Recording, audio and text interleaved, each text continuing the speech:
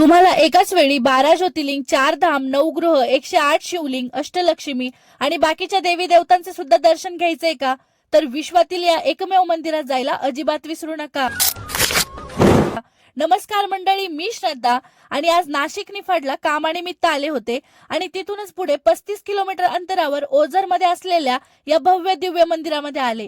श्री बानेश्वर महादेव मंदिराबद्दल खूप वेळा ऐकलं होतं, पण पहिल्यांदा या मंदिरात येऊन संपूर्ण भारतातील मंदिरांचे दर्शन घेतले असे वाटले. मंदिर उघडण्यासाठी थोडासा वेळ होता म्हणून तोपर्यंत नाश्ता करून घेतला. त्यानंतर मंदिरामध्ये फोन अलाउड नव्हता, पण इथल्या दादांनी आपले साईबाबांचे व्हिडिओ बघितले होते आणि त्यांना आपले धार्मिक कार्य आवडले म्हणून त्यांनी आतमध्ये फोन अलाउड केला. मंदिर खूपच सुंदर, प्रसन्न वातावरण आणि अधिकच शांत आहे. इथे 12 ज्योतिर्लिंग, 4 धाम, 108 शिवलिंग, अष्टलक्ष्मी आणि नवग्रहांचे मंदिर सुद्धा आहे.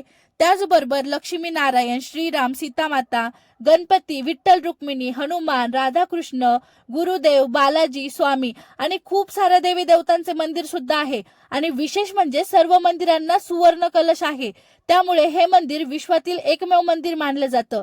इथे लोक ध्यान साधनेसाठी सुद्धा येतात. तुम्ही कधी या मंदिरामध्ये आला असाल तर कमेंट करून नक्की सांगा आणि व्हिडिओ आवडला असेल तर लाईक, फॉलो नक्की करा आणि एक वेळा मंदिराला अवश्य भेट द्या.